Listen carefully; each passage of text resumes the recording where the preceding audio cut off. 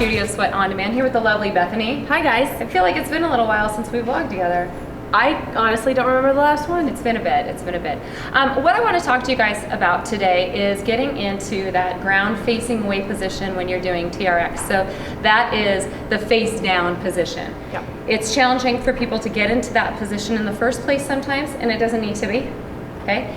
And then it's sometimes challenging to do those exercises. So let's just real quickly talk about how to get into that position first, and then from there we'll go to how to perform exercises properly when you are in that face down position. Super fun. All right, so let's just talk about strap length first when you're doing some of these exercises. This is a little low because you want the handles even with your kneecap. So The handles or the bottom of the strap? The handles, the actual handles. Here. Okay, so the foot cradles themselves, you can see are mid-calf, and that's what mid-calf comes from, the terminology mid-calf.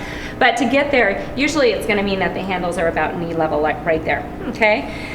Personally, when I'm going into that face down position, I have fairly good balance, so the easiest thing for me to do is literally stand up, stick one in, drop to my knee, stick the other one in, okay? That's tough. However, that's the fastest way for me. That's not the fastest way for most people. For people that have been doing this a long time and maybe you started going from the knees in the beginning, that's fine, and you will see a lot of people do that. So they'll be down here, they'll just reach back, stick one toe in, reach back to the other side, stick the other toe in. But you see how Bethany even assisted me there, right? So that's not ideal for a lot of people, but sometimes if you have a bad back, that might be the best way to go. Let me show you how most people do it these days. All right, so first thing I'm doing is just kind of making sure that my locking lip is correct and it's parallel to the ground. Then I'm gonna take the foot straps, these guys, and I'm gonna lift them up like this. To me, I call that the grocery bag position because it's like you're holding grocery bags, okay? You can then just stick those feet right in like that so that the foot cradles are on the top of your tennis shoes there, and then you can flip it over.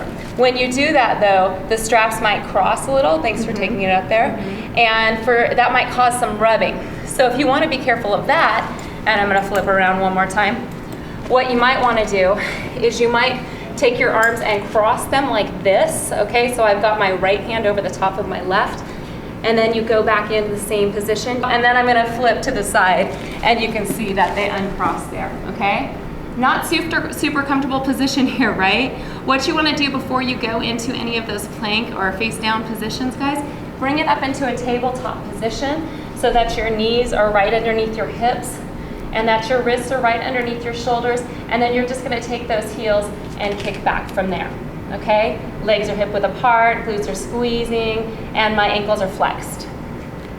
I think the idea of going into that tabletop position too, once you flip over, is when you go into that flip, that first flip, yeah, it makes your locking ring unlevel. So when you flip over, you put your knees on the floor, it levels out those straps so that you're ready to go into that next exercise. Absolutely, and everything just feels so much more solid.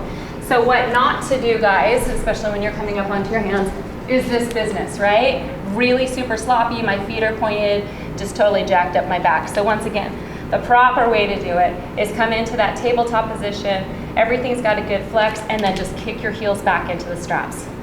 Okay? Good.